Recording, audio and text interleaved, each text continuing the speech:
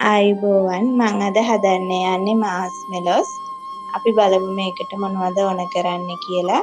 Gelatine gram 30ක්, සීනි gram 250ක්, මද රස්නේ උණු වතුර මිලිලීටර් 100ක්, කෝන් පිටි ටිකක් ඕනේ. මුලින්ම ජෙලටින් ටික මද රස්නේ වතුරට දාලා මේ විදියට දිය කර ගන්න ඕන.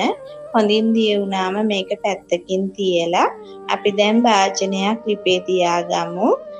මේකට සීනි ග්‍රෑම් 250 දාලා වතුර මිලිලිටර් 150ක් දාලා සීනි ටික හොඳින් උණු කරගන්න ඕන. මේ විදියට හැන්ද උඩට උස්සද්දි නූලක් වගේ වැටෙන්න ඕනේ. දැන් මේකට දිය කරගත්ත ජෙලටින් ටික දාලා අඩු ගින්දරේ තව ටිකක් රත් කරගන්න ඕන. මේ ගානට උණු වුණාට පස්සේ දැන් මේක ලිපෙන් බාලා භාජනයකට දාගමු.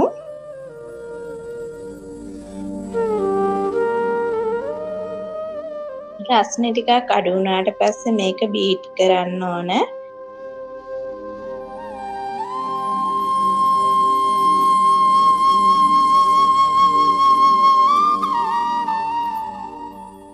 දැන් මේක සුදු පාට ක්‍රීම් එකක් වගේ වුණාට පස්සේ මේකෙන් කොටසක් අපි අර බටර් ගාලා හදාගත්ත භාජනයට දාලා ඉතුරු කොටසට මං කලරින් පොඩ්ඩක් දානවා. කලරින් පොඩ්ඩක් දාලා විනාඩි 2ක් වගේ පොඩි වෙලාවක් බීට් කරගන්න ඕන. කලින් මිශ්‍රණය දාගත්ත භාජනයටම දාලා මම මේක විනාඩි 40ක් විතර ශීතකරණයේ තියෙනවා. මේ තියෙන්නේ ශීතකරණයේ තියලා ගත්ත මාස්මෙලොස් එක. දැන් මේක සෙට් වෙලා තියෙන්නේ.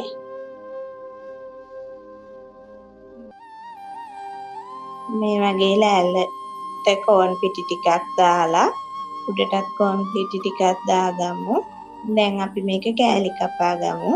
ඔන්න ඔය විදියට තමයි මං හදාගත්ත මාස්මෙලොස් ටික කපලා ගත්තේ. දැන් මගේ මාස්මෙලොස් එක මේ විදියට පිළිගන්නන්න පුළුවන්.